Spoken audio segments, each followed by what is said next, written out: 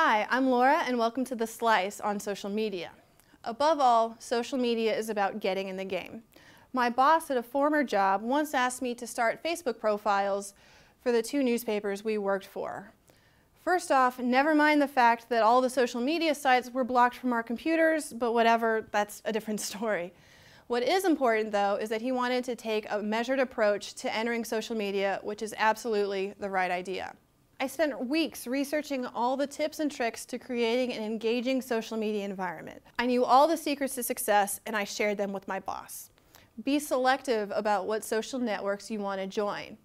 Don't be an island. Also, don't force your branding on your followers. Be engaging and be consistent.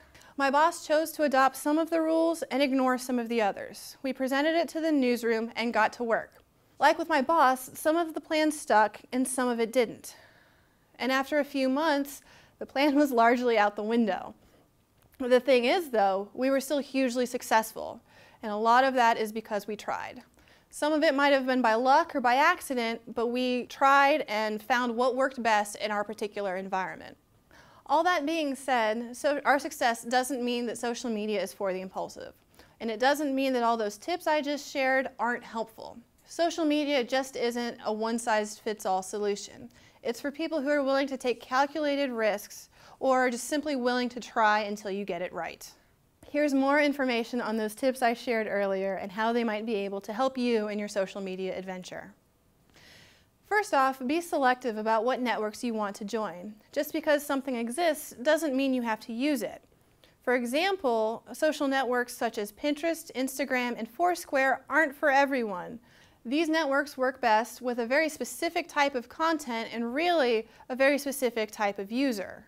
On the other hand, Facebook and Twitter are widely successful with a large audience, but might not meet your particular needs. For example, here at the Pi Center, we use Facebook, Twitter, and YouTube. And by looking at the analytics that are available on each platform, we can tell that our audiences are very different from one platform to the next.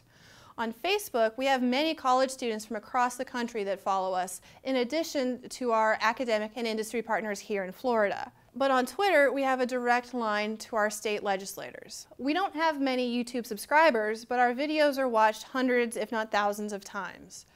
About half of our audience on YouTube is 55 years or older, which goes against the typical user demographic of YouTube, which skews a lot younger. So that teaches us to communicate differently on each platform to meet each different audience's needs. So before you get started with social media, take a look at the nuances of each network and how your targeted audience interacts with them. If you're not comfortable or don't believe you can be successful, don't bother with it. It's better to be good at one thing than to be terrible or inadequate at 5. Even if you choose to be on only one social network, my second tip is to not be an island. Use your Facebook to promote your Twitter, use your Twitter to promote your website, use your website to promote your printed materials. Social media is just one piece of the puzzle. Each communication outlet should bring something different to the table, so don't post duplicate information on every post or even every network. People can tell when you're pandering and aren't providing meaningful content.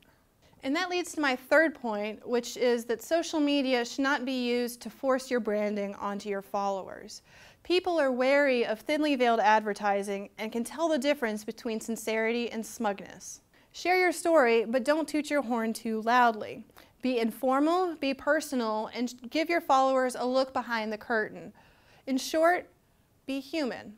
On social media, emotion and interaction largely outweighs the sheer number of followers when it comes to identifying a successful social media page. Of course, attracting and interacting with a large audience is important. Just make sure you're going about it the right way and keeping the audience you have.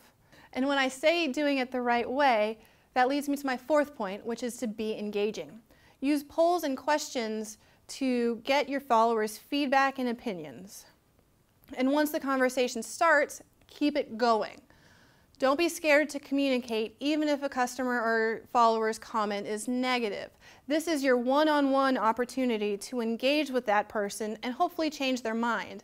And with others that are able to see your interaction play out, you might be able to gain a new follower. Our best example of this at the Pi Center is our user-submitted photo contest. We actively ask our followers to submit their favorite photos of agriculture and natural resources.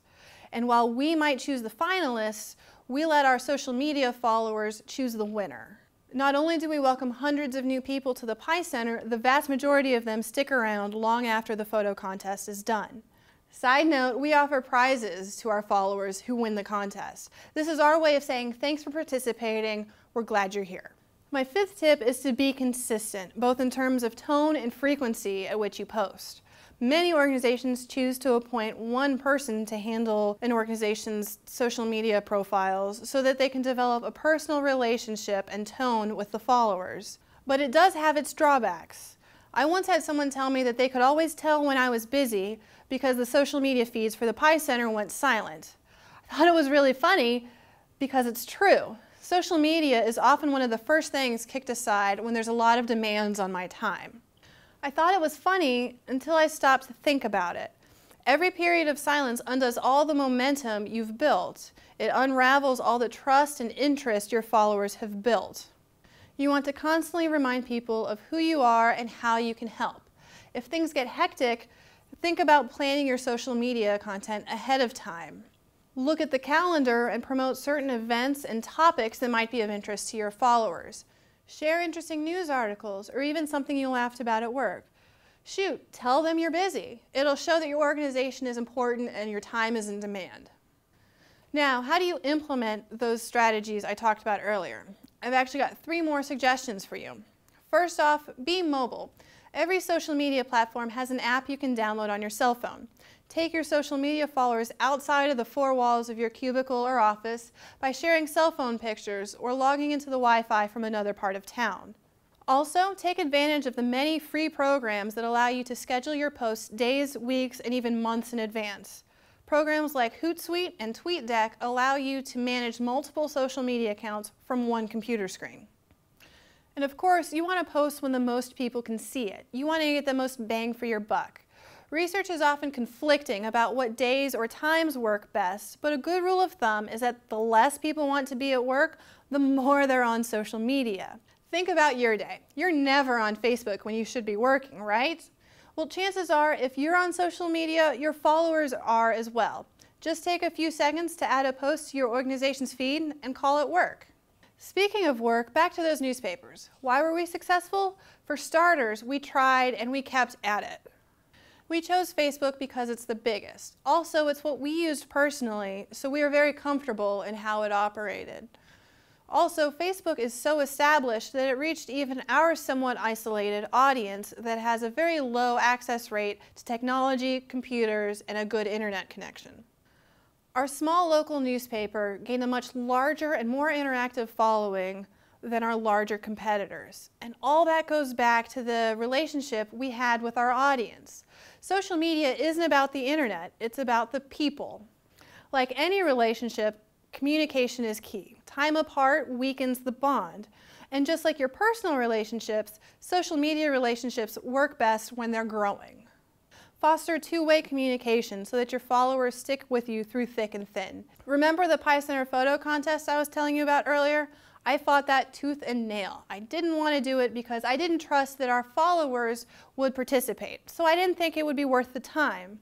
Thankfully, though, smarter minds prevailed and it was a huge success. So even though I have a strong and successful background in social media, I don't know everything. And no one does, especially when it comes to your particular organization. Be daring, be flexible, and be willing to try new things. Take your social media followers along for the ride. Just get in the game. For more information, the Pi Center has a great toolkit that's available online free of charge. Visit picenter.com/tools to learn more.